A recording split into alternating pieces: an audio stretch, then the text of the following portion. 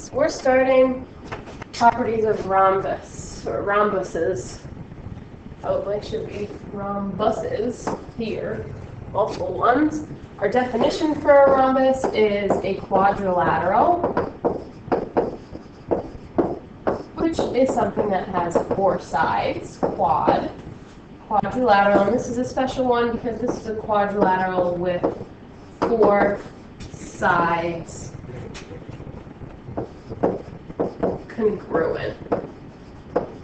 And you can see in your picture here that you have just one tick mark on all of these sides, which means that AB is congruent to BC, which is also congruent to CD, which is also congruent to AD. All of them are going to be congruent. We sometimes call this our slanted square. The square has all sides congruent, and it's kind of tipped a little to the right in this case here, or to the left, which is why we can call it a slanted square. Okay. Our special properties that we're talking about with our rhombuses is this first one here is the most important one. Okay, and it says that a rhombus is also a parallelogram. So QRST is a parallelogram.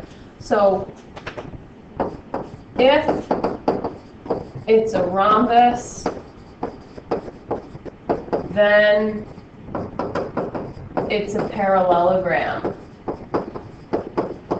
which is important to us because we know that parallelograms have all of these special properties. A parallelogram is going to have certain properties like opposite sides congruent. It also has opposite angles congruent. I'm going to use shorthand. And we have opposite sides are parallel. We also know for our parallelograms that our diagonals bisect one another. Okay? And a special thing for rhombuses is our diagonals are going to bisect. In this case here, they're going to be a perpendicular bisector, which means that if I have a diagonal here, QS, and I have diagonal RT, not only do they bisect one another and come to this midpoint, you're now going to have this right angle inside of your rhombus. So that's a special one just for rhombuses. The other important property that we have is that the diagonals are angle bisectors. So the diagonals here, you can see that angle R is cut in half.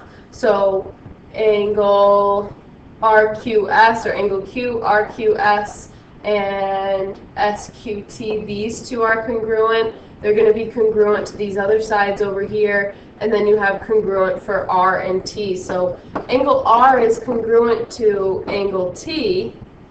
Also, it's bisected by RT. So RT bisects angle R and angle T, creating two congruent parts for that. Now that's a lot of different things and different properties. Luckily, we've seen most of those with the parallelogram before, and therefore just this bisecting part and the perpendicular bisector are our new ones, and all the sides being the same. So if you look at example 1 on the bottom, you have that example 1, given rhombus DEFG, find the measure of the missing side lengths. So DG equals 6.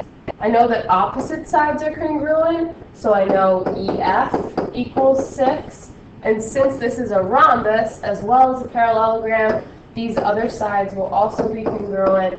So DE equals 6 and FG equals 6. That's a G. Looks like a terrible G. FG. There we go. So all of the side lengths are going to be the same. That was one of our properties.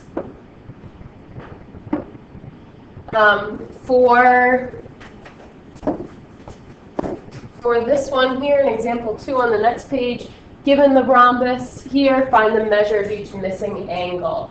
This is where it starts to get a little bit tricky. Now, this line right here is a diagonal. And I know that the diagonal is going to bisect, so I know all of these angles are going to be the same. Okay, so angle 1 is congruent to angle 2, which is congruent to angle 3, which is congruent to angle 4. So that's helpful for me. I also see that this diagonal gives me a triangle. So it gives me this triangle here, which is half the rhombus.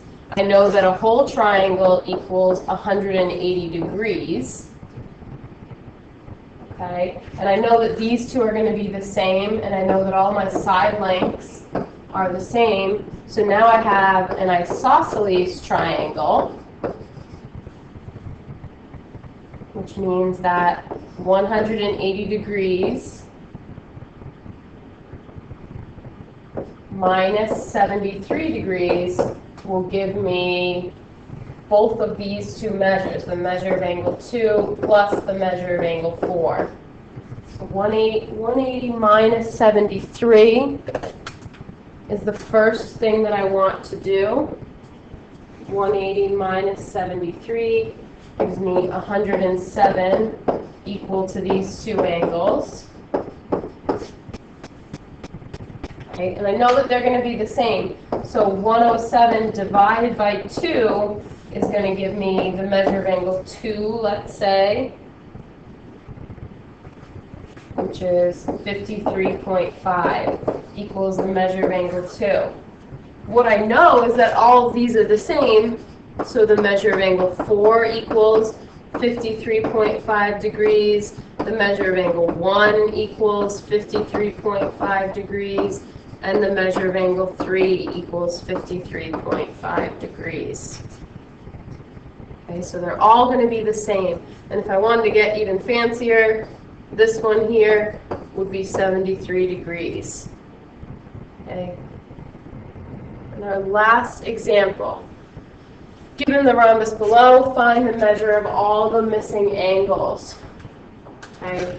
Now, I know that this diagonal that goes through right here is bisecting this angle. So here I have all of these the same. So since I have 59 degrees, I know that the measure of angle 4 equals 59 degrees, and I know that the measure of angle 1 equals 59 degrees. So that's already 2 of them.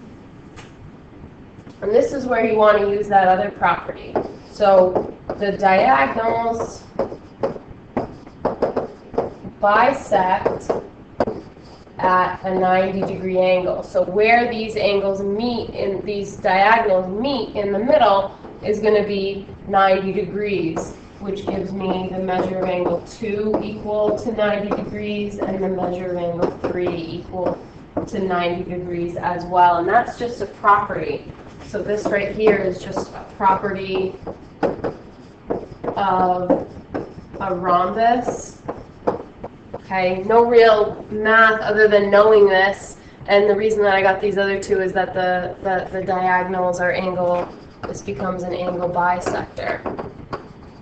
Okay, so just things that we should know about our rhombuses.